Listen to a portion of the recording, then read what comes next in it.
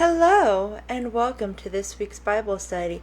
As always, I like to start with a simple breathing exercise just to clear the mind and get us into that learning headspace. So if you wouldn't mind just taking 3 deep breaths with me. So we're going to go in, out, in,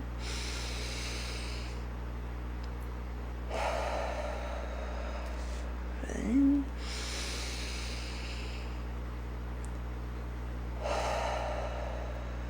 Fantastic.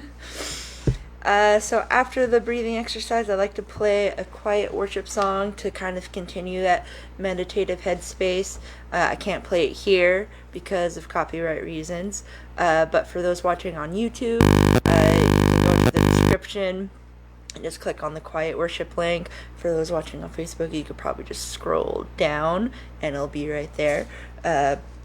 But this week, we're doing like a pretty heavy chapter, and I'm going to be taking a non-traditional stance on it. So in light of that, I thought it would be cool to do songs that are not traditionally worship songs. So this week for the quiet worship, we're going to be doing Johnny Cash's God's Gonna Cut You Down. I thought this was pretty fitting for this chapter. So hopefully you enjoy that.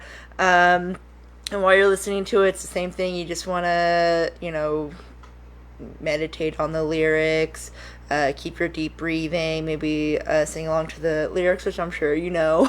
It's a very popular song. And then when you're done listening to that, you can click back to this video, and you can get into the teaching.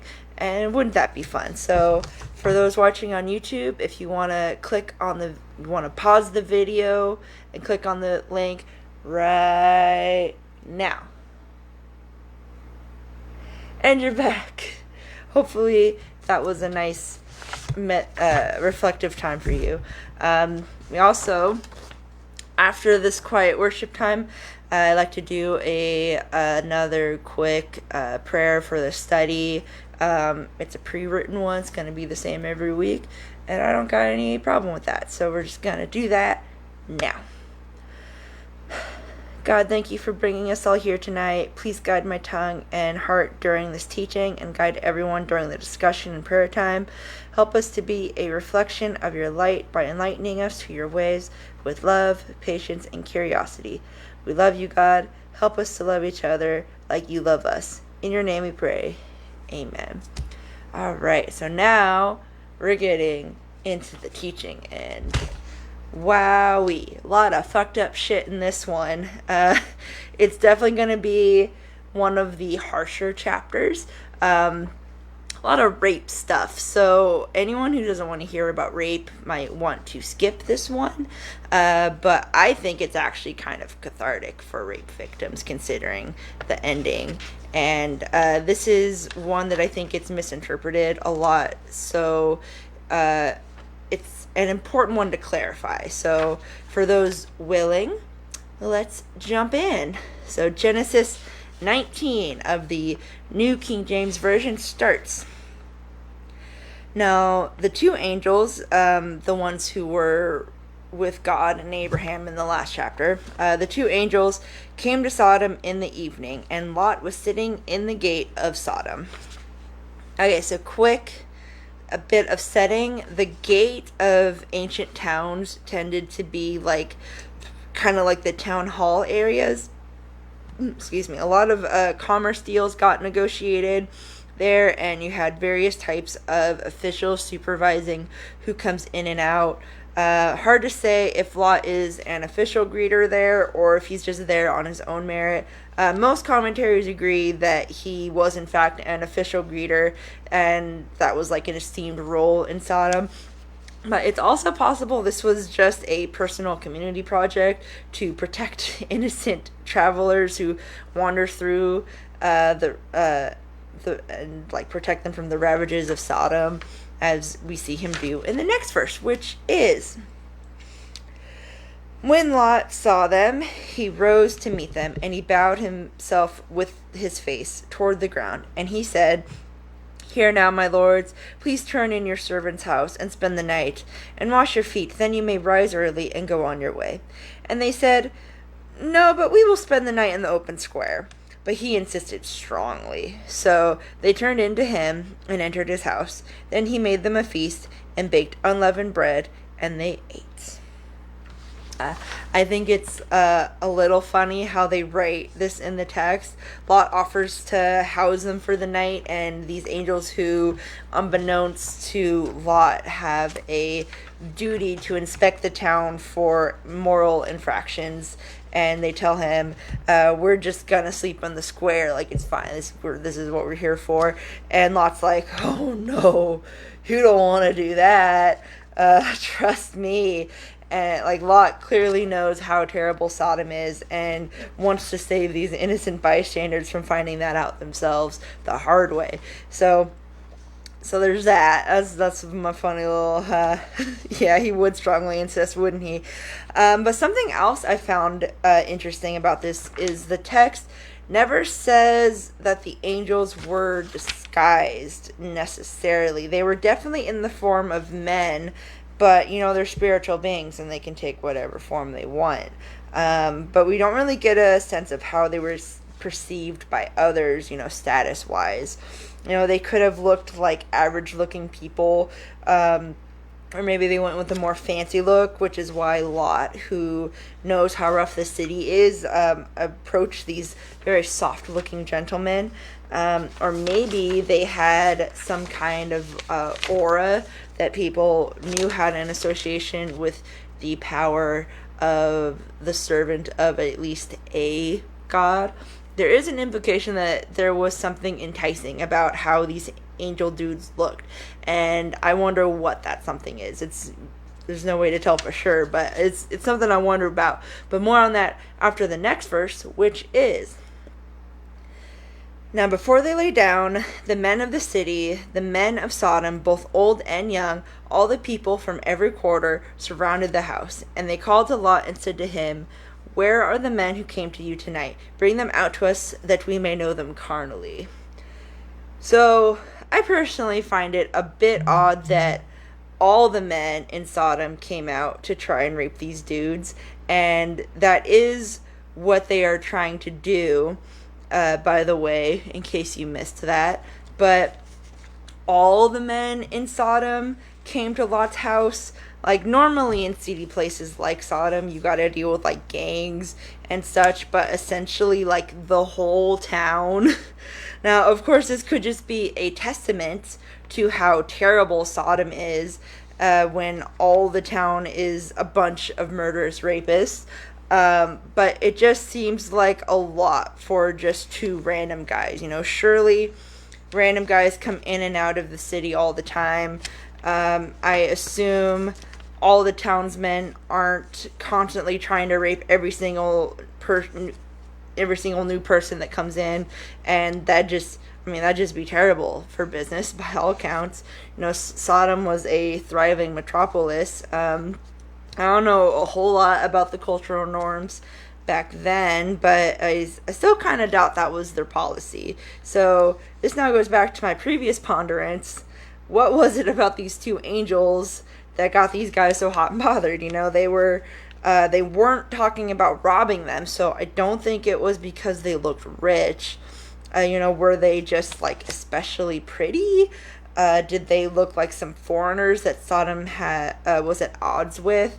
In those days, it was a lot more common for men to rape other men specifically as a way to humiliate them publicly. It's like not even a gay thing. It was just like an ultimate like, fuck you, So did they just like have a random beef with these guys for like some reason?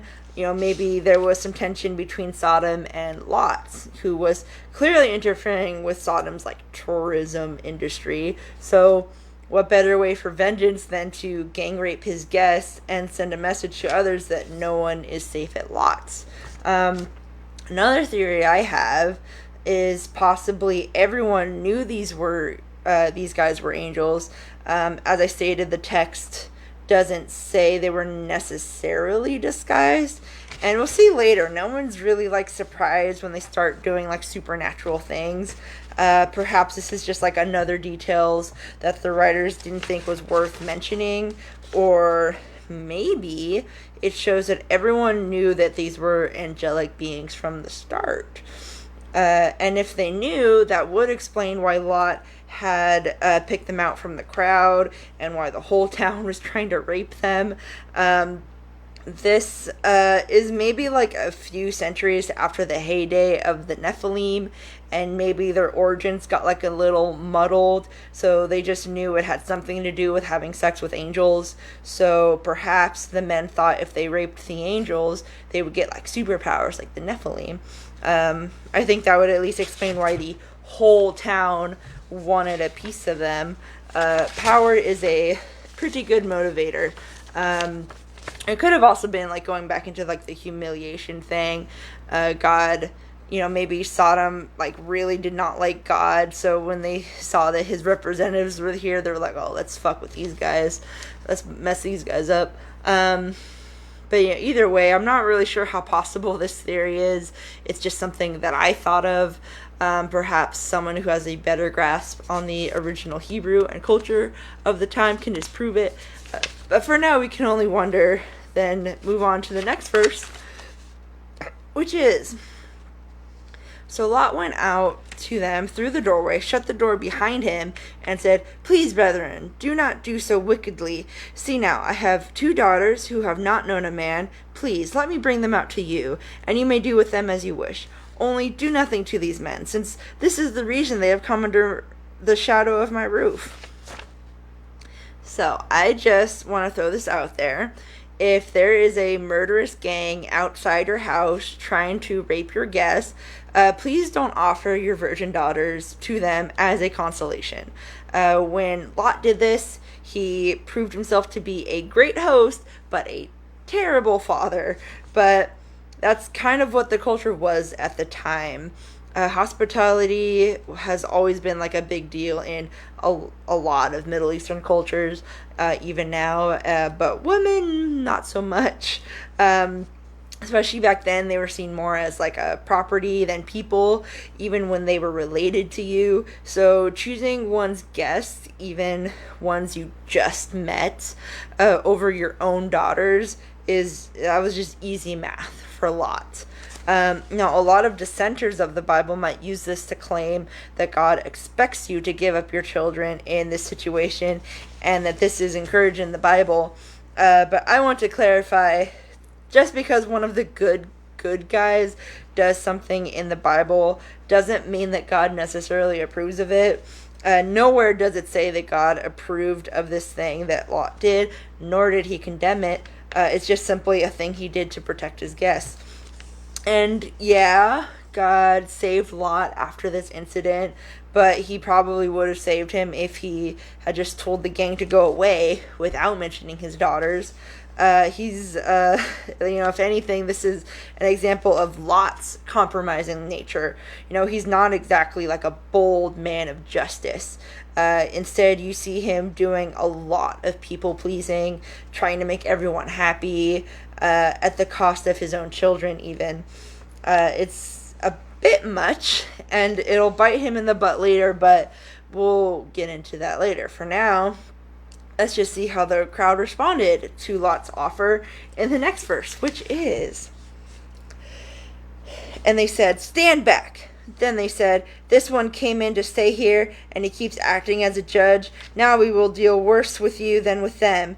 So they pressed hard against the man Lot, came near to break down the door. But the men reached out their hands and pulled Lot into the house with them, and shut the door. And they struck the men who were at the doorway of the house with blindness, both small and great, so that they became wary, trying to find the door.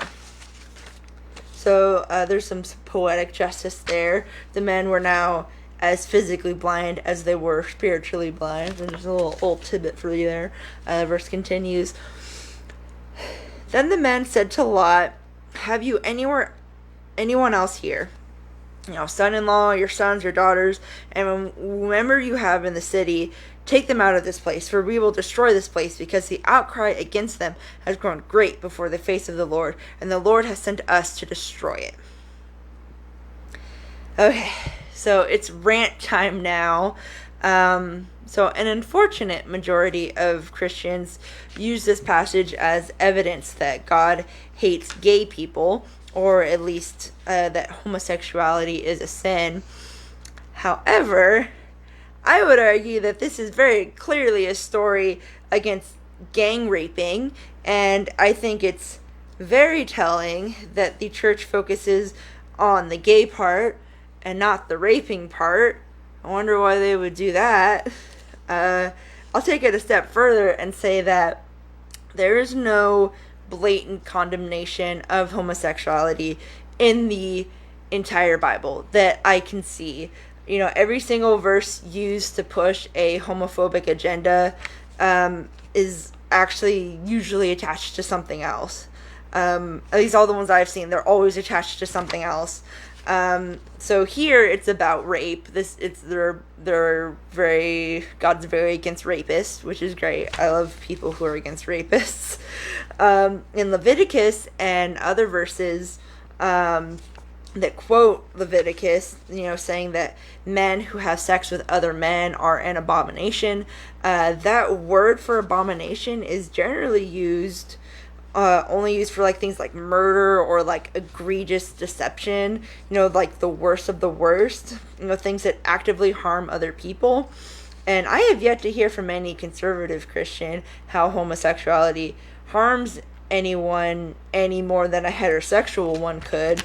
And notice that it's only ever gay men that get associated with this, never gay women. So why is that? Why is abomination being used for this? Why is it only associated with men? Well, according to my guy, Dr. Heiser, one of the main reasons is because back then they thought that sperm was a formless child, and to put it anywhere other than a woman's vagina was like a type of baby murder. You're putting someone somewhere where they can't survive, basically. So of course we know that sperm isn't a baby now, but back then they didn't. And if you thought that you were killing a baby in order to have sex, then you're just a bad person. So it makes sense to call gay men an abomination, because they're basically baby murderers. So that tracks. The only other real mention of homosexuality beyond that is also the only one that mentions lesbians, and that's the one in Romans chapter 1.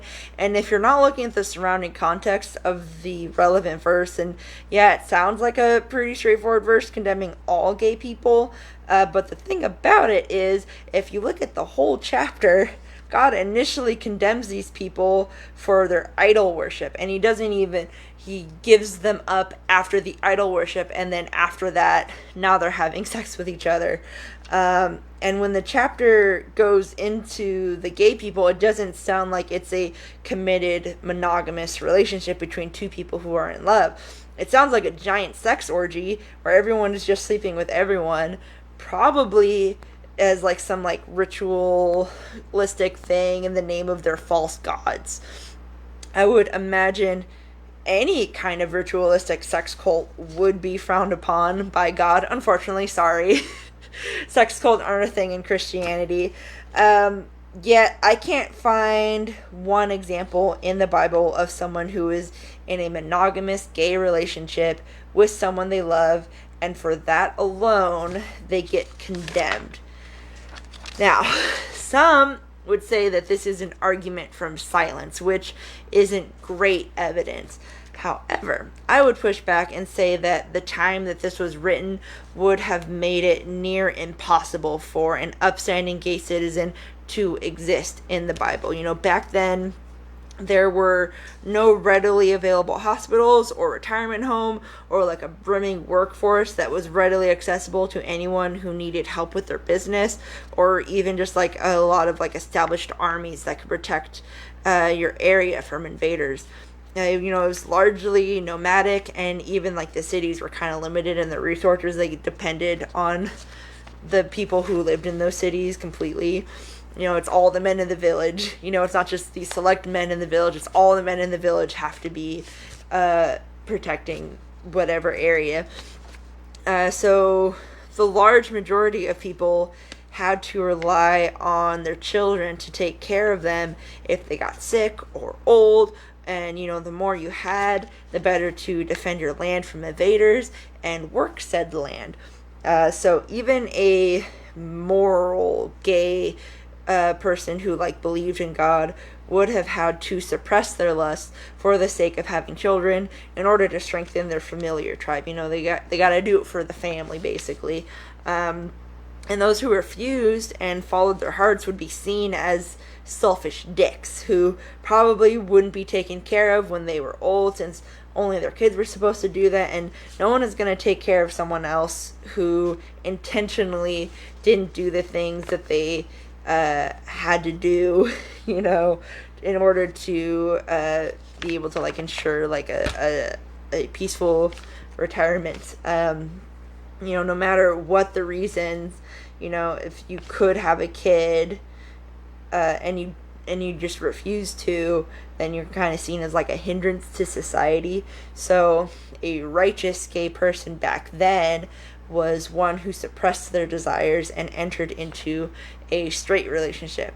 They might have had an affair outside the marriage, which is definitely immoral, but that's how they coped with it, if they did try coping with it. But children are not as necessary to the economy as they once were. Biblical laws condemning homosexuality were based on the knowledge and the societal structures of that time, and it just simply doesn't apply anymore. If marriage is for having children, well, technology and current social structures have made sex an unnecessary factor in producing children. In fact, some would say that we actually have more children than we need, which is why we have foster care organizations. And can I just say that there's a lot of gay couples who would be happy to adopt these kids that the straight people don't want. And I think that any loving couple should be able to do that. I don't see anything morally wrong with homosexuality in the general sense. I don't see how being in a gay relationship could possibly hurt someone else. I have yet to hear any Christian make a reasonable case for homosexuality being morally wrong or getting in the way of your relationship with God. Fun fact about me, I'm a bisexual person, and I don't sense my relationship with God has been hindered by me being open about that. If anything, it actually strengthened it, because I had to really press God for guidance and study the scriptures to make sure that it was okay for me to be gay, to be a gay Christian. And can these things really coexist? And I really feel that both the text and God, in his own, what's that word? With the, when he tells you something, whatever, revelation, that's what I'm trying to say. And for his own personal revelation, they both have confirmed to me that it is possible, and that validation and acceptance has made me love God even more. It strengthened it. It didn't hurt it. And what many Christians will say, though, is that it's wrong because God said it was. God designed men and women to be together, and that's the only way it should be. And now, if that were true, I find it very odd that God would put a man's G-spot in his anus and also make a woman's G-spot easier to pleasure with fingers. An interesting design choice, at the very least. I think if only men and women were designed to be together, gay sex would be pretty uncomfortable. And I can assure you, it is not. So Christians then go further, saying marriage between men and women are meant to symbolize the marriage between God and the church, and that metaphor doesn't work in gay relationships. Firstly, metaphors are hardly a reason to claim something as immoral. Like, you don't base society off of what somebody metaphorized. That's just silly. But even more so, the general idea of marriage is that you have two completely different people with different backgrounds and desires, and they are coming together as one, just as God, who is different from the church, forms one unit with us regardless. So straight marriages are obvious about the differences because they have different genitalia. But I think the truly special thing about marriage is that you have two minds, two souls attaching to each other. And I don't think there is a woman in the world who is exactly like me just because they are a woman. Same for men. We are all individual spirits and we all have trouble working together because of that. And if you can find any one person, any at all that you find you can actually work with, that you can connect with on that level, despite the differences, who's to say that isn't a reflection of God's connection to the church? Who's to say it isn't as special? So, but that kind of metaphorical reasoning does have a point. What these Christians are trying to reference is ritual law. These are those weird laws that no one really follows unless they feel compelled to personally, not eating seafood or wearing mixed fabric clothing. These laws were made during Old Testament times when God was trying to create a nation set apart from the rest. Some were just for the sake of going against pop culture trends, but some were meant to get people into a certain kind of poetic thinking, like you can't have sex before going into the temple because God is the ultimate life giver and sex creates life. So by having sex before entering the temple, you're trying to say you can create life as God can. Or don't touch dead things because my people are the people of life, and also that's yucky. Or you can't wear mixed fabrics because you're set apart and pure, and your clothes should reflect that. So we only have straight marriages because the first marriage was a straight marriage, and it reminds us of how God created and provided for us. So none of these things were immoral, but they reminded the people of God, their history, and their mission on earth. To disobey them was to make yourself ritually unclean, or by modern terms, disrespectful. The act by itself isn't really universally or morally wrong, but it showed you weren't thinking of God when you did it.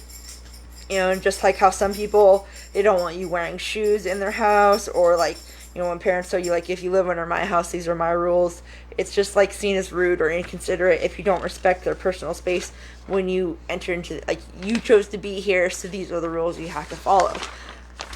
These laws were only strictly held for those faithful Jews, however, as a way to help them help them keep God in mind, and hopefully that leads them to thinking in good moral terms as well. It's like a positive trigger or like a mnemonic device. But God didn't even expect them to follow these rules because he was using it as a way to show that it's nearly impossible for people to be perfect rule followers. None of these things were really impossible to follow on the surface, but it was rather tedious and energy consuming to show such constant reverence for God, and literally everyone stumbled in some way, which is why Jesus came and fulfilled that law. He didn't need to follow the ritual laws because he followed the moral ones perfectly, and he considered God in all he did already. So after his resurrection, we didn't need to follow the ritual laws either, because God sees us as ritually clean, after the sacrifice that covered all. However, some people like to follow certain ritual laws because it helps them feel closer to God. They won't eat pork or wear certain clothes, or they'll practice some other Hebrew traditions. They might be really strict about only dating people who are already believers.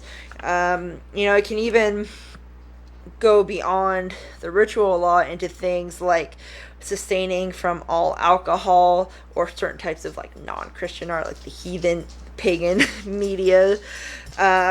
Even though they don't have to, for whatever reason, they just feel closer to God when they deny themselves certain conveniences or pleasures. And there's nothing wrong with that at all. We should get rid of anything in our lives that interferes with our relationship with God. But I would say that being gay can be one of those things. I don't think being openly gay is by itself something that is condemned by God, but some individuals might, for some reason, have a hard time maintaining a gay relationship along with their relationship with God. So maybe the gay people they attract are bad influences, or maybe they just find it hard to give that relationship to God. Not even like being gay, but just being in a romantic relationship of any kind can severely distract them from God's guidance. They could also just be dealing with a negative perspective from a homophobic church, and just want to reflect Adam and Eve in their relationship in order to feel accepted by God. I think those ones are looking at this wrong, and I feel sorry for them, but as long as they're not pushing that mindset on others, I guess. But for those specific individuals, for those specific individual people, whatever their reason is, I would say it would be better to abstain from romance completely. God is and always should be your number one priority. So anything that makes you compromise that relationship is not worth having. Same goes for straight people too. No one is worth more than God. God isn't one to get in the way of your happiness, but there is a difference between happy and obsessed, or like addicted even. So just keep that in mind. But I don't think being gay is generally a problem with God. And a pro tip for studiers out there: any absolute theological claim you make, you have to back it up with scripture, and the text throughout the whole Bible has to be consistent with your theory in order for it to be considered valid. If there's like maybe like one or two possible, like it might be like plausible, but like if you want it to like be taken seriously at all, the whole text of the Bible has to be consistent with your claim. And this is something I strongly believe.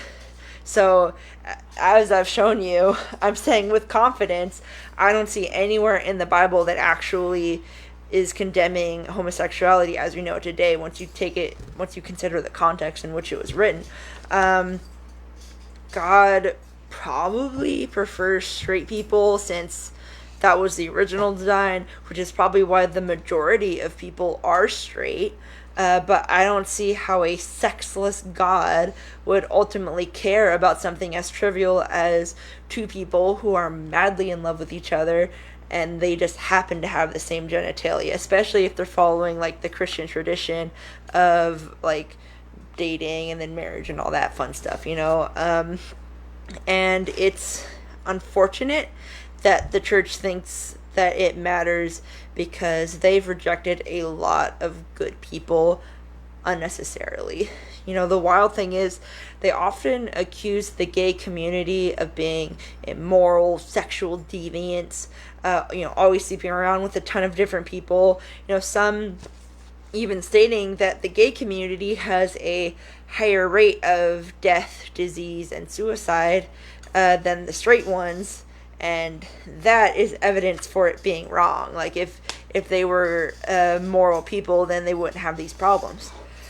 what is wild about this is that even if these stats are accurate, they likely could have been prevented if the church accepted gay members and were able to guide them in righteous relationships. But instead, they left them feeling abandoned. They even convinced the rest of society that they were like these horrible people, and just made them feel like less than. And when one is rejected, not only by like the pillars of society, but like the vast majority of society, one tends to do reckless things because no one cares and nothing matters anymore. When you lose your connection with the rest of the world, it makes you do crazy things.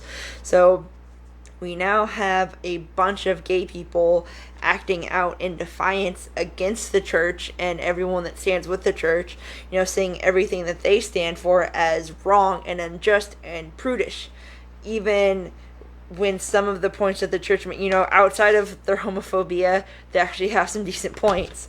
They're moving from a place of trauma that the church gave them, and this is what arguably leads to those supposedly higher rates of death, disease, and suicide.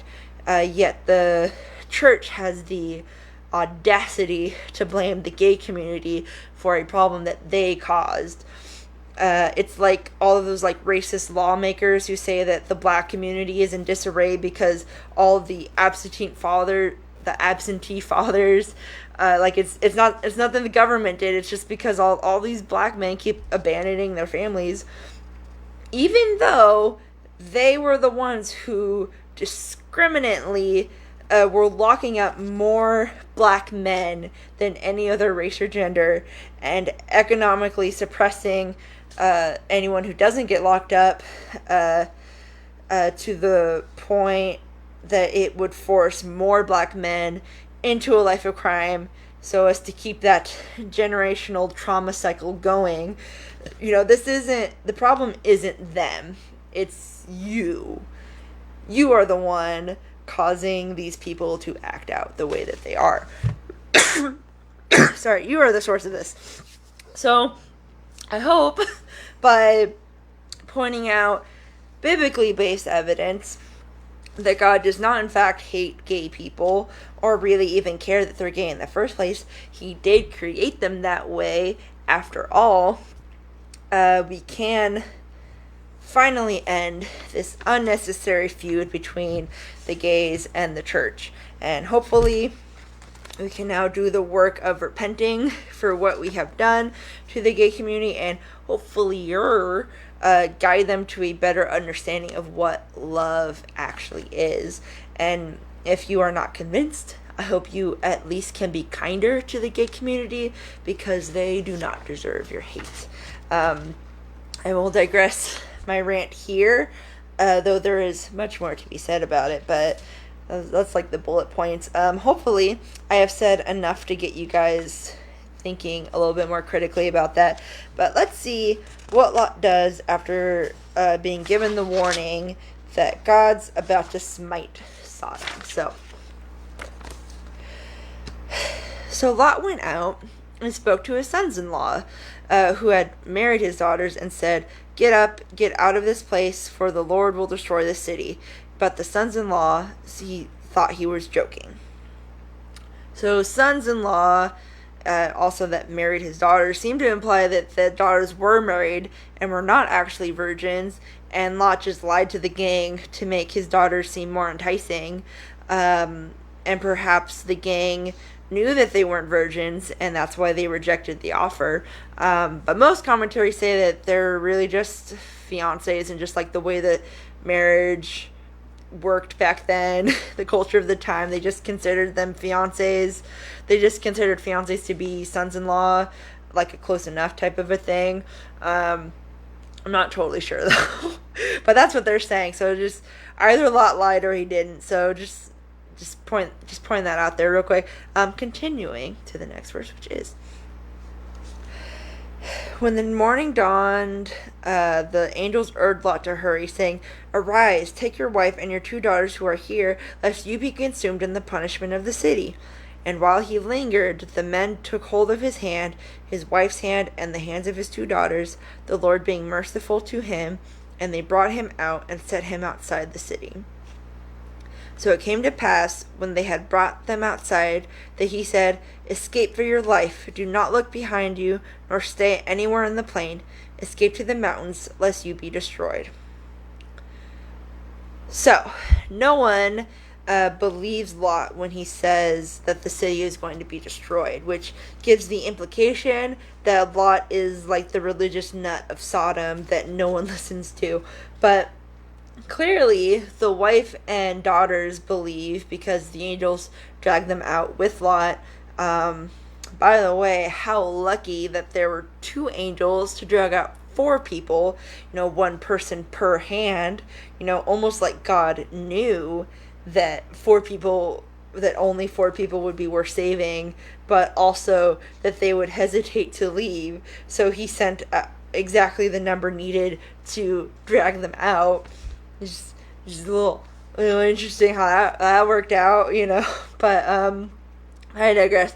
Lot wanted to get more people out, even though no one was listening to him, which, while admirable, it is rooted in toxicity. So many well-meaning people stay in a place that's beyond help because they just refuse to acknowledge that it is, in fact, beyond help. And they don't, they think like if they just love them just like a little bit more, they can fix them. But some people, most people, in fact, can't be fixed against their will. They don't want to change, and they never will, no matter what you do, and you're the only one getting hurt by staying. So it's definitely the downside of free will. But there aren't really any signs that someone is definitely a lost cause, maybe besides like repeated behavior or like violent tendencies. But even then, there's still like a little bit of a chance. I don't know that it's wise for you to stay in that situation, even though, there might be a chance to save them. Maybe space is the way to save them. But in all honesty, only God knows if someone is truly someone that you can shut out completely in good conscience. So before you abandon someone, pray to God for guidance, assuming that they're not being violent. If they're being violent, then definitely just leave. But if it's just one of those, like, they're kind of a jerk, but, like, I might be able to salvage that, pray to God for guidance, and he will hopefully let you know. Maybe you don't need to abandon someone completely. Maybe they only need some space. But if God tells you to leave and don't look back, you better do that. And again, try not to pity them too much. They made their choice. If even the God of everlasting patience has given up on them, their choices have likely made them a serious danger to others, and you have to accept what God decides to do with them. It's sad though. I won't lie, it is sad. As image bearers of God, it's hard not to want to try and save them anyways, but it's our human arrogance that thinks that we can save them. So just try to come in with a balanced view. But this is what Lot was doing. He was so desperately trying to save Sodom. Likely he had a sense that God wouldn't destroy the city if he was still in it. But as the angel said, he would in fact get destroyed if he didn't leave. So even so, he couldn't do it, and it was by divine intervention alone that he and his immediate family were saved from getting lumped into Sodom's condemnation.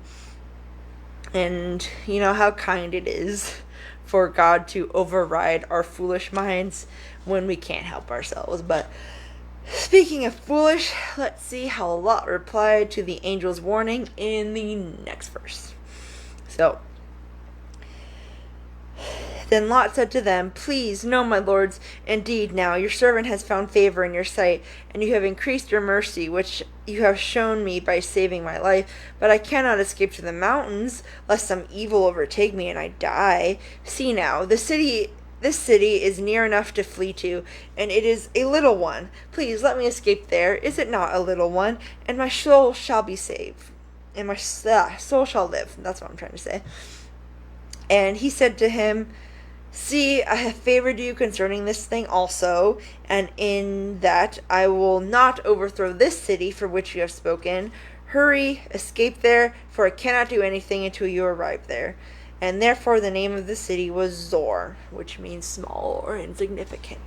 So, Zor was likely a small outpost just outside Sodom that likely would have been destroyed along with the rest, but Lot's insistence that he go there instead saved it. And it seems he was a little scared that he wouldn't make it to the mountains in time, or at least he was worried that a city dweller like him wouldn't be able to hack it in the mountains.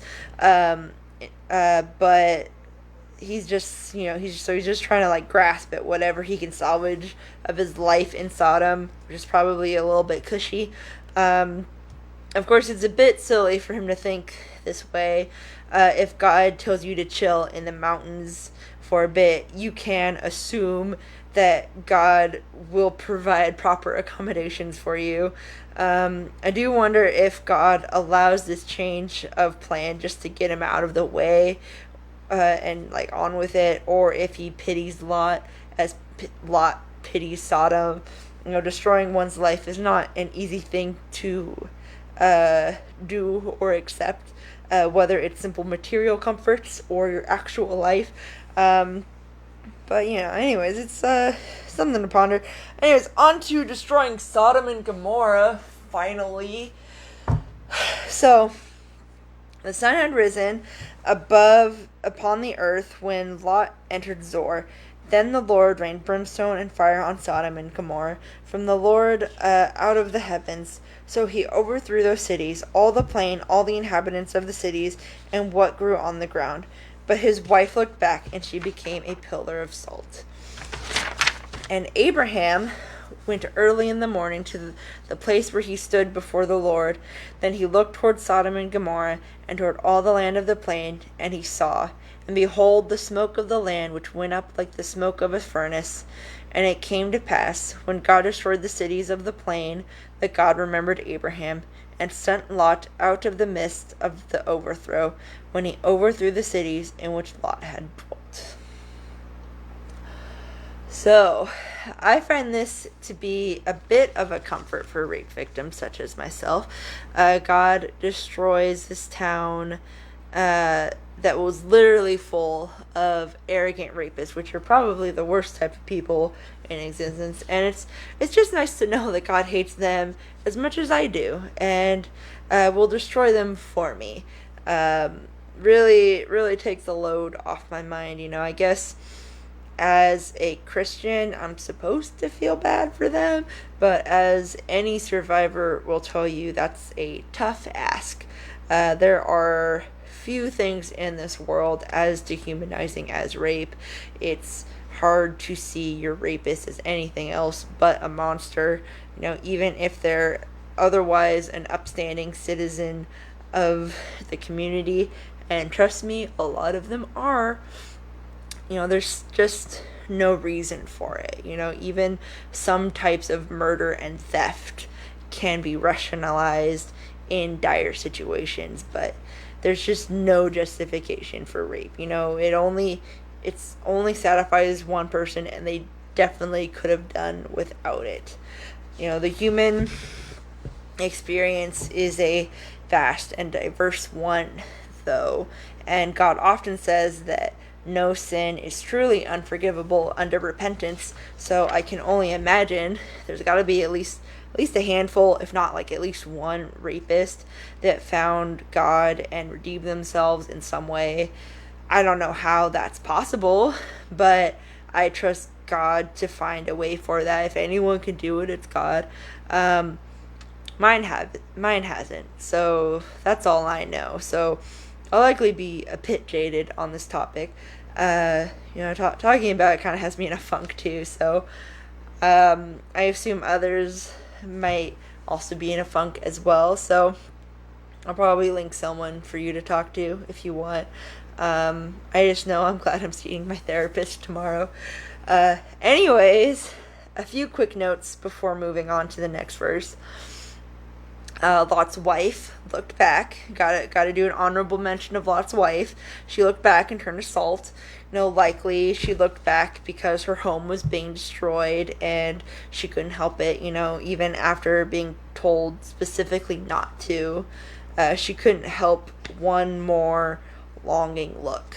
But one should never mourn God's judgment like it's senseless. God gave them a long time to come to their senses, and they just never abided. They only got worse to the point where they became a plague of debauchery. The only option is to nuke them at that point. And there's always a place for mercy and grace, but a town full of unrepentant rapists is not one. We need to look forward to our deliverance and not back on those left behind, who chose to get left behind. And we assume that the all-knowing God, who is the physical manifestation of pure love, knows what he's doing and don't need to question the obvious. You can question things that don't make sense, but I feel like that made sense. So, meanwhile, Abraham, who is very far away, like maybe 1,000 miles, I don't know. That's what Google said. I don't know for sure though. But he's very far away, but he can see the smoke coming from Sodom despite the difference. I guess that kind of makes sense. I live in California. You can see smoke even when something's far away, I found. But, we can only imagine what he thought. Did he worry about Lot, or did he trust God to keep him safe? I'm sure it was very humbling experience for him either way, but you also have to wonder if Lot did all he could to evangelize Sodom. He spent so long there, yet he was the only one who was considered righteous. And seeing how submissive and people-pleasing that Lot is, one has to wonder if Sodom influenced him more than he did. I don't think it'd be far-fetched to think that Lot tried to blend in with the crowd, thinking he could change them from within. But one must be careful when they compromise their boundaries. You might think that you're just trying to be cool and show the heathens that you're not that uptight, like you're one of the cool believers of God. But often this just leads to a mudslide of bad moral judgment. And if you're just like them, why would they think that what you have is any different from what they have? And you lose the incentivizing hook, So definitely you should hang out with people of low moral character in the hopes of influencing them in a better direction. That's what the Great Commission is. But do that by being the better direction. Jesus never compromised his morals for the sake of looking cool, and neither should you. Show confidence in what you have.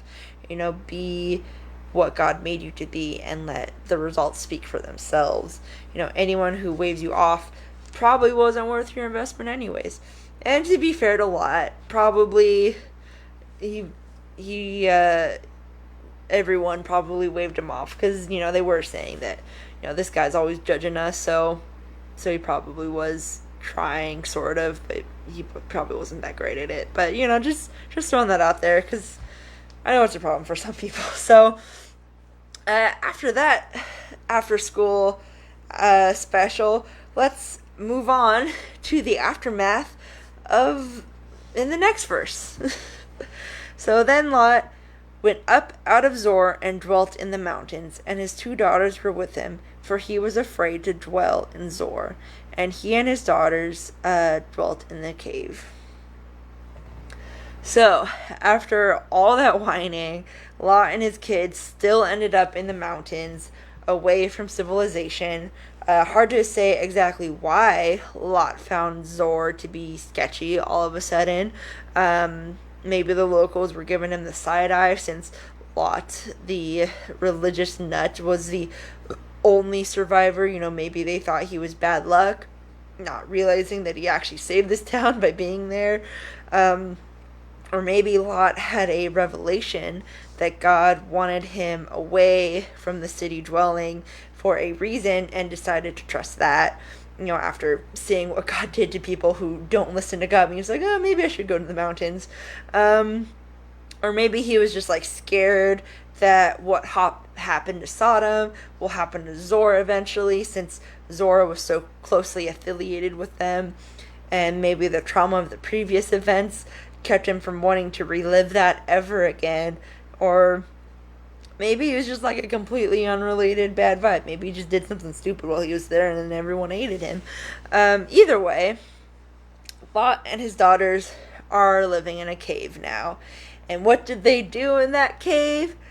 Well, let's find out in this last section. My throat's getting scratchy. Gotta swallow. Okay.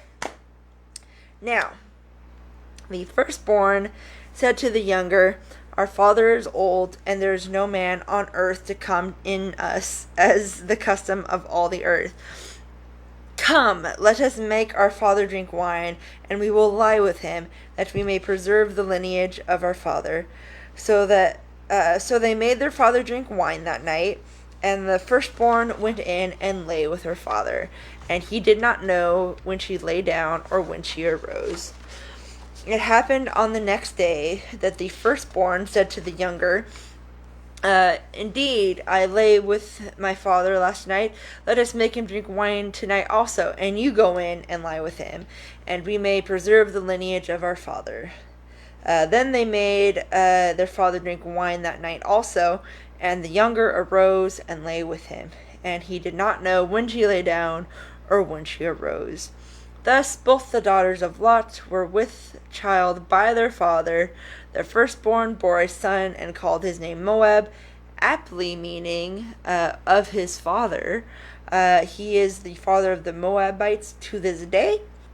And the younger, she also bore a son and called his name Ben-Ami, and that means son of my people. He is the father of the people of Ammon to this day.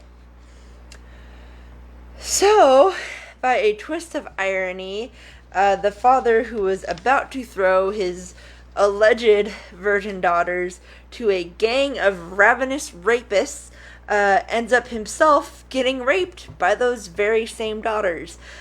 Even more so, just like there was no reason for Lot to offer his daughters, there also wasn't a good reason for the daughters to rape their father. It's not like they couldn't find other men. They weren't stuck on the mountain.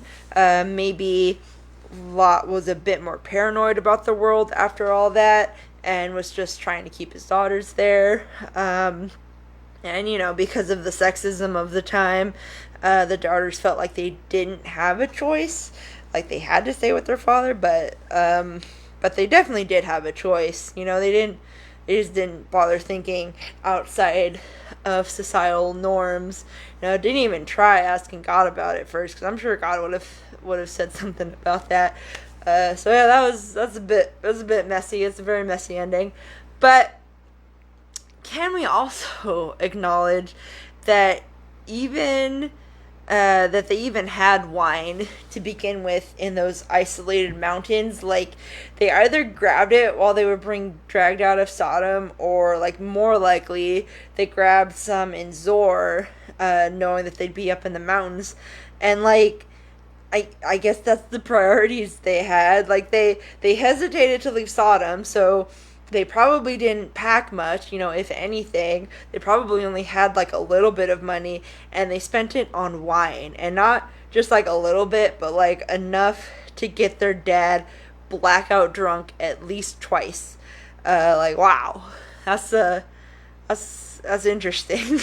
But, all in all, I suppose, to wrap it all up in a bow, this chapter is a chapter on consequences.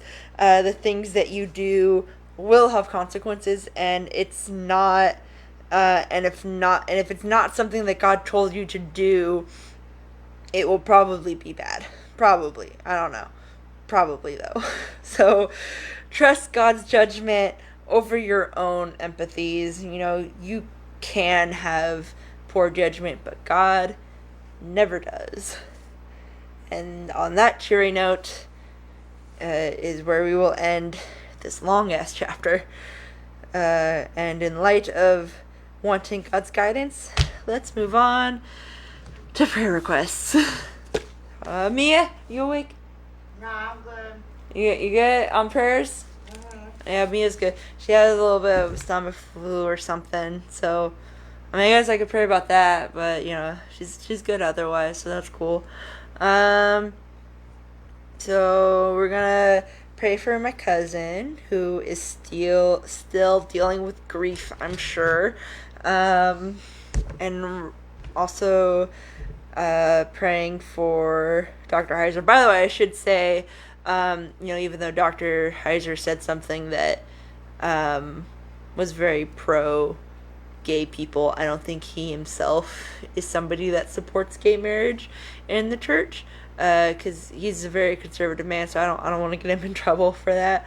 But that is something he said publicly, and I'm not sure why that doesn't change his mind on gay marriage. Maybe it did. I don't know. I don't think I've ever heard. Oh, no, yeah, I think I did, because afterwards he said, it still counts as ritual. I don't get why it does. Anyways, he has cancer, and Trey is dealing with COVID stuff, and like the bad kind of COVID. So we're gonna pray that he survives that, and maybe changes his mind on gay people. And my mom also is kind of figuring out her schedule and going through something. I don't even know what. I assume she's been very busy, because I keep trying to talk to her and she keeps not being able to respond, because she's just so busy all the time with her new jobs. And I guess we could pray about my dad. I haven't heard any updates about what's going on with the car crash, the aftermath of the car crash, but pray for that. And then as for myself, I definitely have been feeling a bit more anxious and depressed lately, and I don't think it's for any particular reason. It's just thinking about stuff that's happened in the past and what's possibly going to happen in the future, and it's just making me trip out a little bit. So we're gonna pray that I stop doing that, because it's annoying.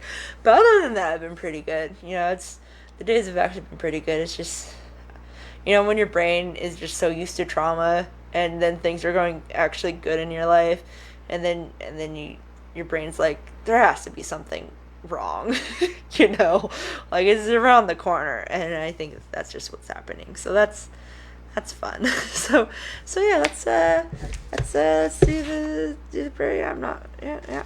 Oh yeah. Okay. Doing a prayer now. So, lovely God, who I love so much, thank you for bringing us all here today. I would like to thank you for dragging us out of our bad decisions, for taking us away from toxic environments, and giving us the hope of a new and better life with you. So thank you for that.